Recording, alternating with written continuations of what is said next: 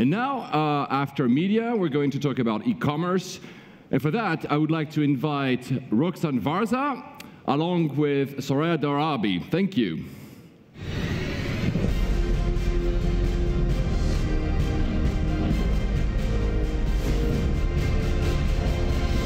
Hello, Roxanne. Hey, how are Paul. you? Good to see you.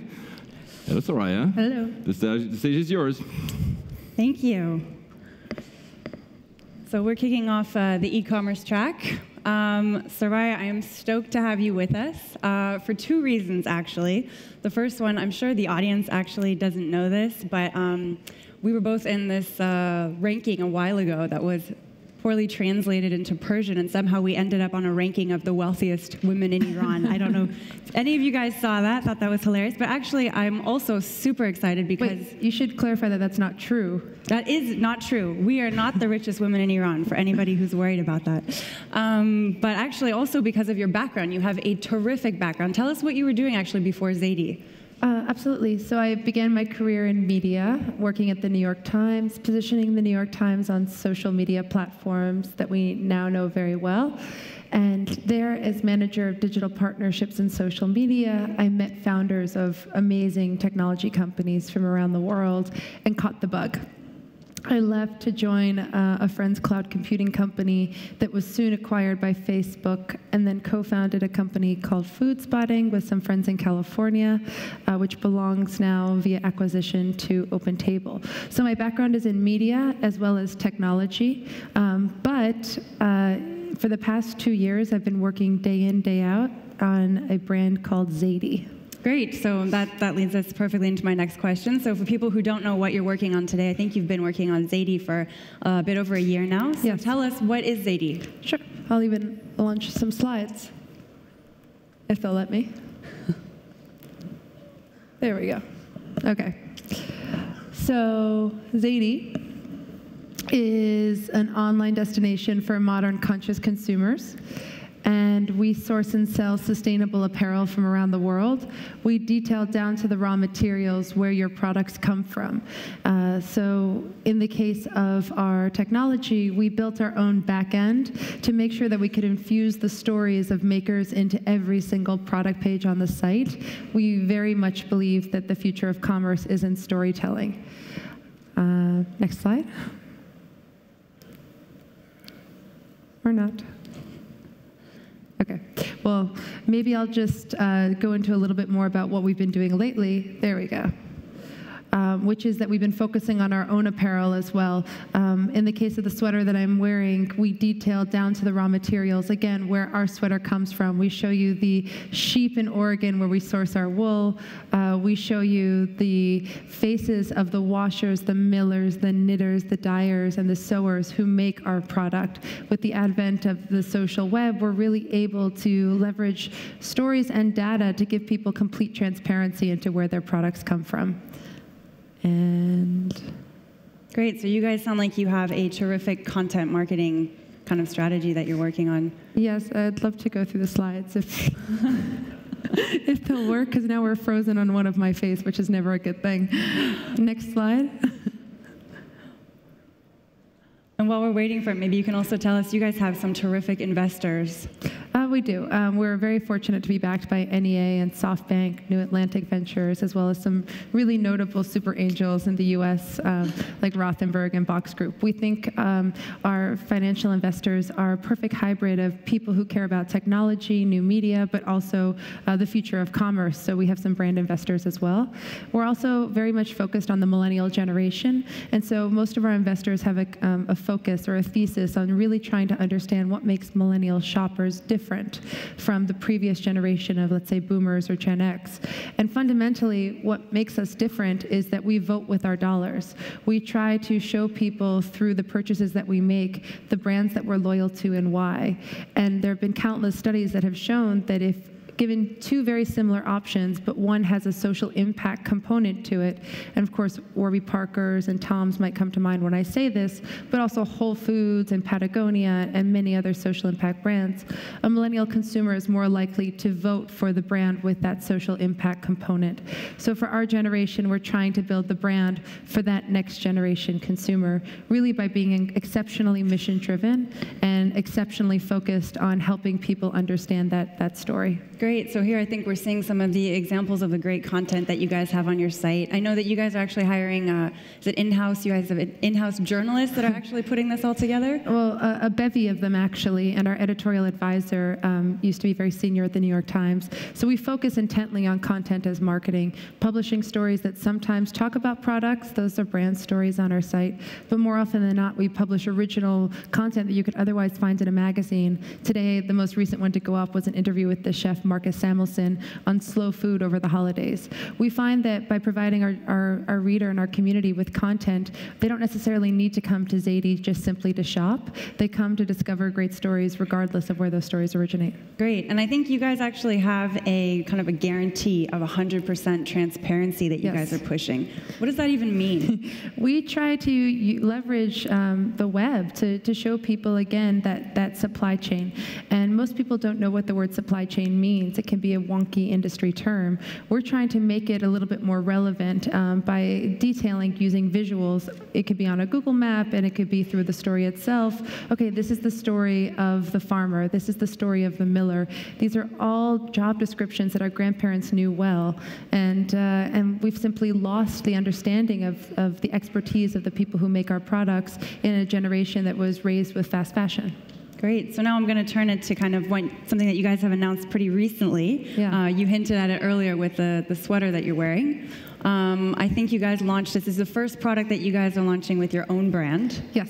Where did that idea come from? What's the story there? It came from our team and really wanting to walk the walk. It's been part of our business plan from day one to launch our own product. But in understanding what we wanted to launch first, we wanted to show people that we have very high environmental standards, very high standards for the way in which our product is produced. People must be paid fairly for their hard work. So we determined to make a product entirely in the US. And actually, I have a video to show you of how that product was created, if we'd like to throw to the video. Let's take a look at the video.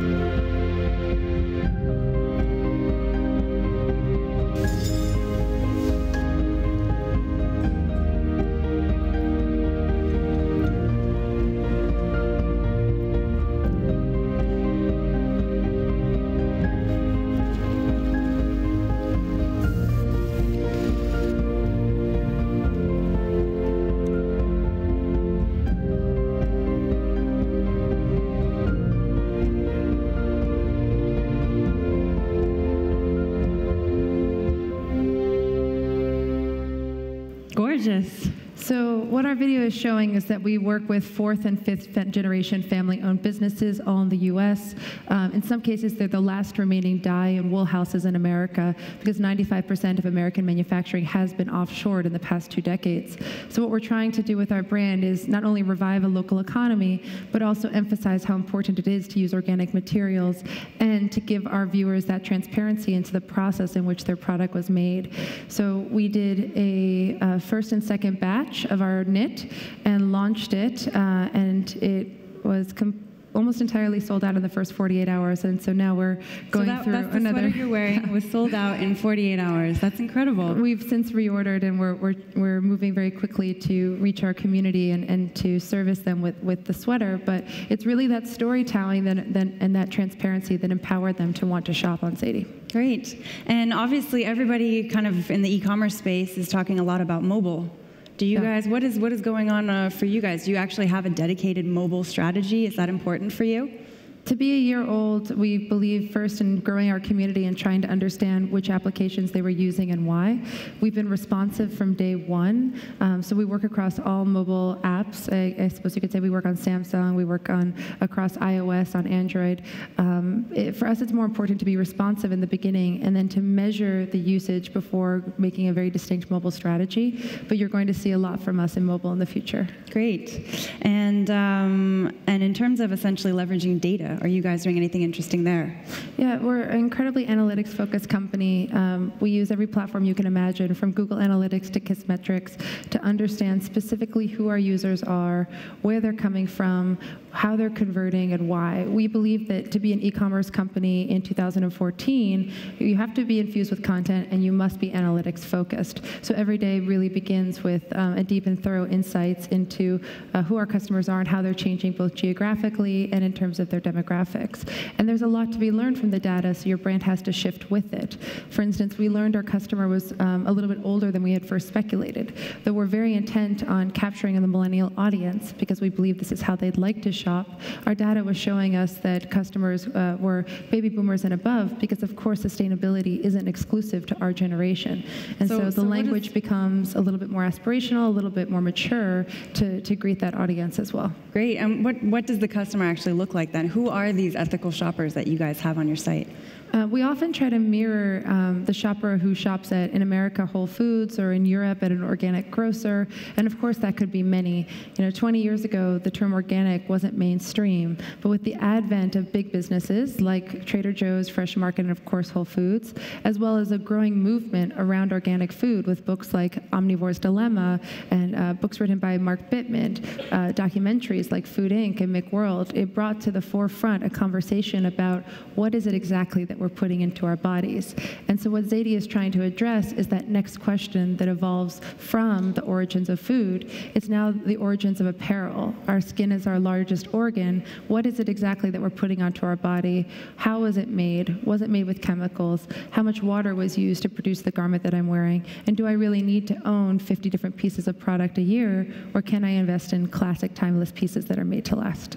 Great, and I know you guys are incredibly politically engaged. I mean, what are the issues that people actually care about when they're shopping? Is there one issue that you guys really push, or you really try to be transparent on, for example, where all the raw materials are coming from, or how workers are treated? What do people care about? We take it as a huge compliment when people suggest that we're activists, because we are. We're a mission-infused brand. We took out a full-page ad during Earth Week in 2014, declaring that fast fashion is fast food, and our ad ended in the Wall Street Journal with the words, "Process matters, quality matters, honesty matters. You're damn right, it's a call to action." For us, the call to action isn't a marketing call to action, buy this product. The call to action is, let's be a little bit more thoughtful about the purchases that we make, because they affect real human lives, they affect our economy, and they affect our one planet. And so I guess looking at exactly who's in this space, you guys have, and I love your kind of like brand curation strategy, because you're not doing like a million brands. You have, how many brands do you currently have on the site? Approximately 75. And this is a strategy that you guys have to keep it low. Who's doing it well? What brands should we actually be paying attention to? Oh, so many brands are doing it well. I mean, we wouldn't have started a business if we weren't hugely inspired by Etsy, but that's a marketplace, and even Etsy needs to be curated. We're hugely inspired by organic food businesses like Whole Foods and apparel companies like Patagonia, which also walk the walk and take a stand with their mission-driven marketing. Patagonia's sales actually increased after their Don't Buy This Jacket campaign about a year ago, 2 years ago at this time, where they plastered billboards around urban areas in the US showing one of their jackets and listed how it was made with which sustainable techniques, and they insisted that you don't buy the jacket unless you need it. It's meant to last a lifetime. You really only need one. It's stances like that we respect and look up to and try to emulate, but our business is different because we're catering to a stylish conscious consumer, someone who needs clothing for work and not just for let's say, hiking or everyday wear. That's very interesting. So essentially they said, don't buy it unless you need it, and everybody went out and bought it. Is that something that you guys see a lot? It's not something we see a lot. It's something we wish we saw more. There are so many brands out there using authentic marketing, the word authentic, in their advertising in order to garner or to elicit an emotional response. You'll see designed in California as the key words that everyone from Apple uses to folks that we meet at trade shows.